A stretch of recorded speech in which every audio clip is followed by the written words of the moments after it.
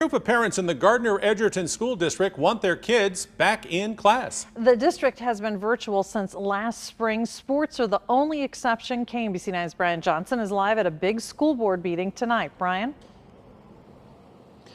Yeah, and at this hour, the board continues their discussion on the topic. Parents are done with online learning. They are frustrated. For many, winter sports was the last straw. Health officials recommend not doing winter sports. The district said they'll move forward with winter sports while doing online learning.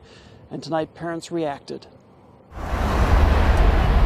On the corner outside the district office, they feel passionately about it, as you can tell. There's frustration. Everyone in this group wants schools back open. School is the safest place for our kids, even with the numbers rising. It's been more than 200 days since high school and many middle schoolers were in person. Fifth graders and younger went back in September. And these are 10, 11, 12-year-olds at home all day, having technology problems, no one to call.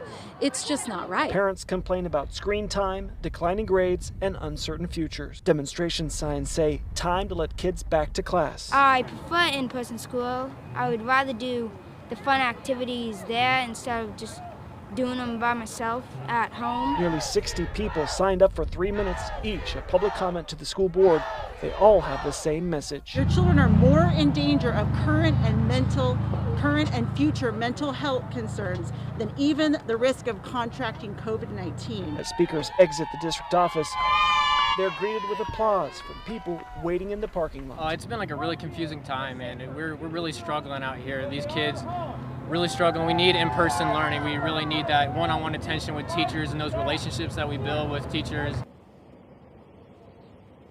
And the board is expected to make that decision if they'll go back to in-person class or remain online. Meanwhile, parents acknowledge that COVID-19 cases locally are dramatically increasing. Live in Gardner, Brian Johnson, KMBC 9 News. Olathe Public Schools told parents tonight there will be no changes despite the rise in cases within Johnson County. In-person learning will continue for elementary school students. Middle and high school students will continue hybrid learning. Right now, the Shawnee Mission School District is reporting 35 staff members district-wide are in isolation with the virus. 232 students are isolated as well. Tomorrow night at 6, the Board of Education will hold a special meeting to discuss gating criteria as COVID-19 cases and hospitalizations continue to rise steeply in our area. Right now, students in the district are either learning in person or using a hybrid model, depending on the age group. Well, in Cass County, 6 students and a staff member have tested positive for COVID-19 in the Ray-Pec School District. The infections at Timber Creek and Creekmore Elementary, East and South Middle Schools, and Ray-Pec High. The district is announcing some changes as visitors will not be allowed in school buildings during the day. High school and middle school sports are still happening. A major announcement in the battle against COVID-19. Pfizer says its coronavirus vaccine is more than 90% effective. The company says it anticipates seeking emergency use authorization from the U.S. Food and Drug Administration soon. Doctors believe a person could still be able to get the disease, but at a lower risk. Had a number of cases, and only 10% of those cases were people who were vaccinated. So I think they're drawing that 90% from that.